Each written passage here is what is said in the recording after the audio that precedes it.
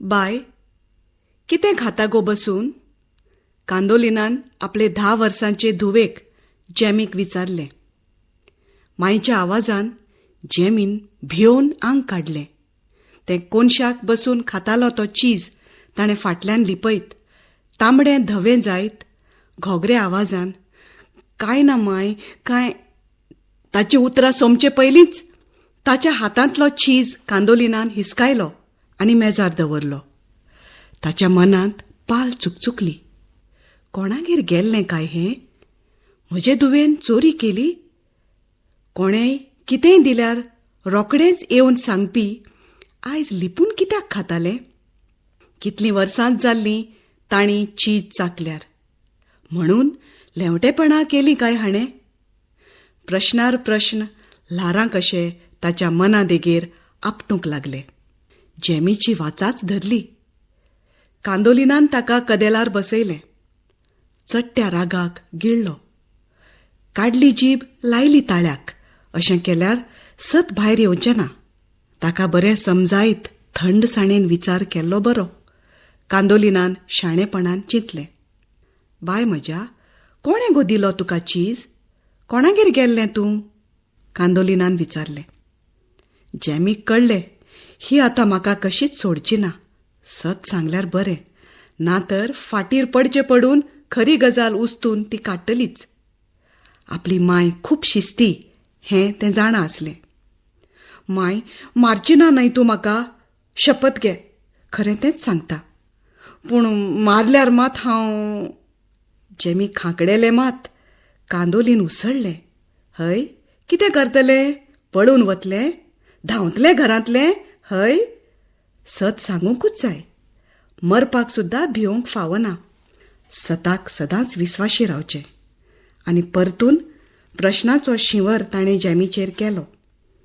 My, tuition सोंपतकीर हांव लॉरेटा बरोबर तांगेर खेळपाक गेलें. म्हाका गॅलरींत बसोवन लॉरेटा भितर गेलें. ताचे मम्मीन चीज घालून ताका बिस्किटी दिल्यो त्यो ताणें खाल्यो. ज्यूस पिवन म्हजे म्हऱ्यांत खेळूंक आयलें. सोरोप शिडी आमी खेळूंक बसलीं. ताची मम्मी इगर्जे कडेन मिटिंगेक वता म्हूण गेली. ताचो भाव फुटबॉल खेळूंक गेलो. म्हजें मन कशेंच खेळार नासलें. ती चीज बिस्कीट परतून परतून म्हज्या दोळ्या मुखार येवंक लागली. म्हज्या तोंडाक उदक सुटलें. माय, म्हाका कित्याक दिवंक ना गे एक बिस्कीट आणटीन? काकुळतेन जेमीन विचारलें. गळ्यांत आयिल्लो आवंडो गिळत कांदोलिनान म्हळें, तुका दिवंक ना म्हणून तुवें चीज चोरलो? लॉरेटा कडेन मागचो तरी आसलो. म्हज्यान तुका व्हड व्हड खाणां दिवंक जायना बाय. 2 पावटीचें जेवण, तुजें शिक्षण आनी ट्युशनाचें वजें पेलता म्हळ्यार नाका पुरो जाता. म्हाकाय रूच येता गे माय बऱ्या बऱ्या खाणांची. बिस्कीट सोडल्यार तूं आनी कितेंच म्हाका हाडटा? तो चीज दोळ्या मुखार पळोवन सामकीच रूच आयली म्हाका. जेमीन सांगून सोडलें. कांदोलिनाचें काळीज रडलें.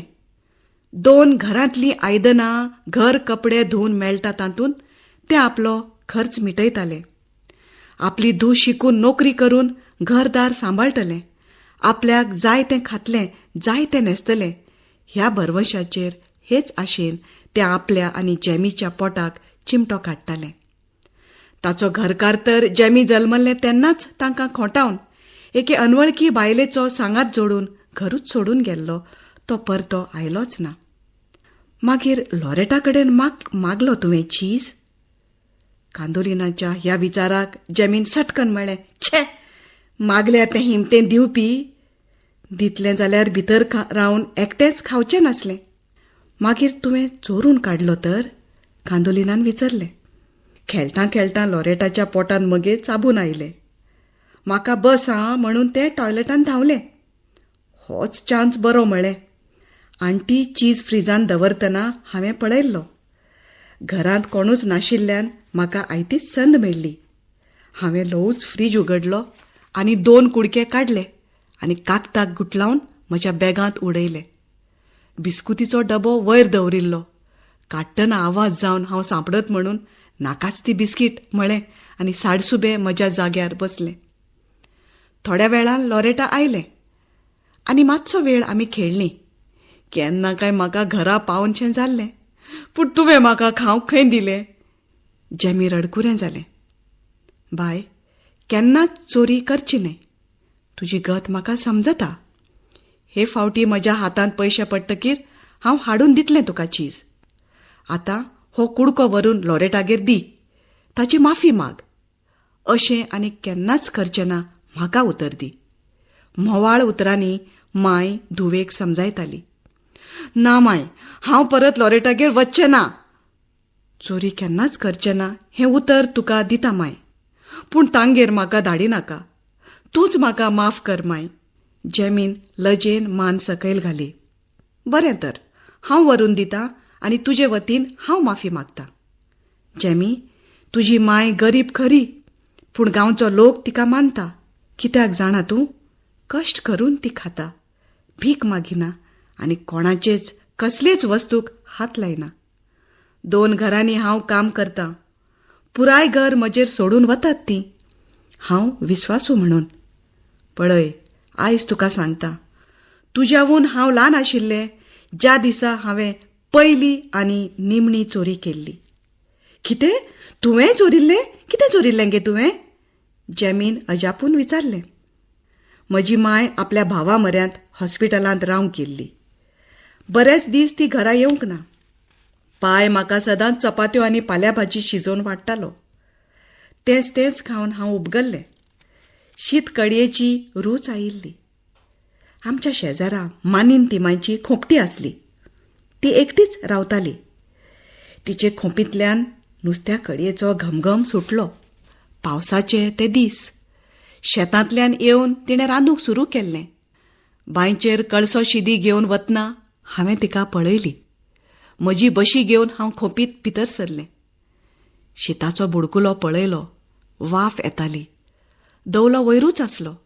हुमण शिजतालें. म्हज्या पोटांत खवदळ पडलो. तोंडाक उदक सुटलें. ती येवचे पयलीं 2 दवले शीत बशयेन घातले आनी धाकट्या चिपान हुमण शिताचेर रकयत सडसडीत भायर सरून घरांत धांव घेतली. हांव खूब खर्शेल्लें. बांकीन घेवन जेवंक बसलें. अर्दें सोंपता म्हळ्यार पाय भितर सरलो आनी म्हज्या हातांत बशी पळोवन अजापलो. माय आयली आनी इतले बेगीन रांदलें तिणें? म्हजी जाप बंद जाली. हातांतली बशी सकयल पडली आनी शिता गोटे शिंवरले. म्हजें धवें पडिल्लें तोंड पळोवन पायक दुबाव पडलो आनी म्हज्या तोंडांतल्यान सत जाणून घेतलें. ताका अजापाचो धक्कोच बशिल्लो. आपली एदीशी धूव अशें करीत ताणें येवजूंक नासलें. आतां म्हाका पडटा लडो.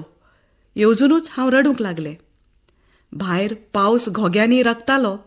हांगा भितर म्हज्या दोळ्यांतल्यान पावळ्यो झडटाल्यो. पायन म्हज्या हाताक धरून भायर आंगणांत हाडलें. काळोख आशिल्लो.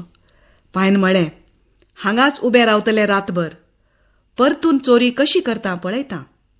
धाड्ड करून दार मारलें आनी भितर गेलो. हांव पावसांत भिजून कुडकुडटालें. भितर म्हाका व्हरतलो हे आशेन थोडो वेळ ओगीच भिजत रावलें. बरोच वेळ जाल्लो. पावसूय थांबिल्लो. म्हजे पांय दुखले. रडून दोळे जळूंक लागले. म्हज्यान कुडकुडो सोंसूंक नजो जालो. हांव गॅलरींत आयलें. दार धाडायलें. पायक उलो केलो. माफी मागली. पूण दार उगडलेंच ना.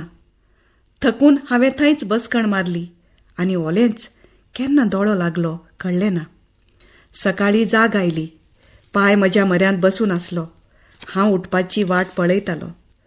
ताचे दोळे दुकानी भरिल्ले. पायन म्हाका वेंगेन धरलें आनी म्हळें, बाय, केन्नाच चरचें न्हय पुता. उपाशी न्हिदल्यार जाता, पूण असली करणी करूं नाका. म्हाका भितर व्हरून गरम गरम उदक न्हाणयलें. म्हजे खातीर तांदूळ वांटून पोळे केल्ले. गरम गरम च्या आनी पोळे आपल्या हातांनी म्हाका खावयले. त्या दिसा पाय कामाक वचूंक ना. शीत रांदलें. नुस्तें हाडून बरें कालदीन केलें. दोगांय आमी पाय धूव रुचीन आवडीन मोगान जेवलीं. त्या दिसाचो तो खीण हांव आयज मेरेन विसरूंक ना. पायन दिल्लें ख्यास्तीचें फळ आयज हांव विस्वासू जावन भोगतां. कांदोलिनाचो गळो भरून आयलो. माय, चुकलें हांव. कळ्ळें म्हाका. दी तो चीज हांव लॉरेटागेर वचून येतां म्हळें जॅमीन आनी धांवलें चुकीची माफी मागूंक.